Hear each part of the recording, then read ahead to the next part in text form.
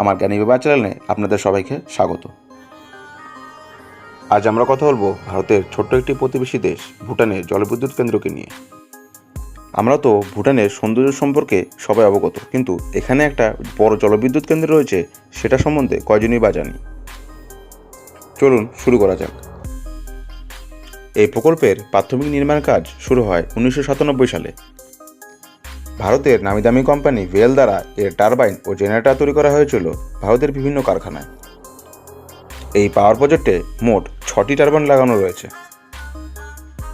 এর প্রথম জেনারেটরটি 31শে জুলাই 2006 সালে স্থাপন করা হয় এবং চূড়ান্ত জেনারেটরটি 30শে জুলাই 2007 সালে স্থাপন করা হয় এবং এই বছরই আনুষ্ঠানিকভাবে এখানে জলবিদ্যুৎ উৎপাদন করা শুরু করা হয়। এই জলবিদ্যুৎ কেন্দ্রটি চুখা নদীর উপর অবস্থিত, তাই এই জলবিদ্যুৎ কেন্দ্রের নাম রাখা হয়েছে চুখা। এই জলবিদ্যুৎ কেন্দ্রে যে বাঁধটি রয়েছে তার উচ্চতা রয়েছে 40 মিটার এবং লম্বা 105 মিটার। ভুটানের এই জলবিদ্যুৎ কেন্দ্রের সর্বোচ্চ বিদ্যুৎ উৎপাদন ক্ষমতা 18,000 গিগাওয়াট।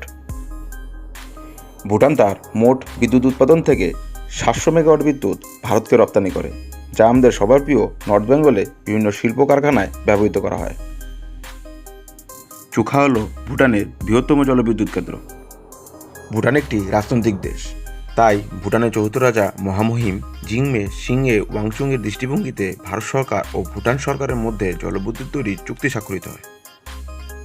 এই প্রকল্পটি বাস্তব রূপ দেওয়ার জন্য সিপিএ গঠন করা হয়।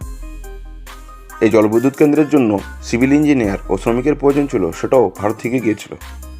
এই বিদ্যুৎ কেন্দ্র থেকে ভুটান সরকার সমগ্র রাজস্বের 60% বেশি আয় করে।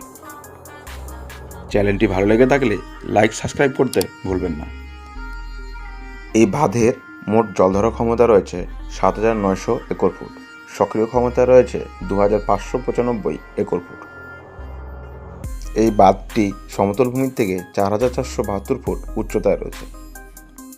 এই জলবিদ্যুৎ স্টেশনটিতে একটি 92 মিটার লম্বা মাধ্যাকর্ষক বাঁধ রয়েছে, যা একটি 22 কিমি দীর্ঘ হেডরেস টানেলের মাধ্যমে পাওয়ার স্টেশনের দিকে জল সরিয়ে দেয়। এই জলবিদ্যুৎ কেন্দ্রে 6টি 170 মেগাওয়াটের জেনারেটর রয়েছে, যা কিনা সমস্ত বিদ্যুৎ উৎপাদন করতে সাহায্য করে। এই জলবিদ্যুৎ কেন্দ্রে বাঁধ ও পাওয়ার স্টেশনের মধ্যের উচ্চতার পার্থক্য হল 2,822 ফুট। চ্যানেলটি ভালো লেগে থাকলে লাইক সাবস্ক্রাইব করতে ভুলবেন না।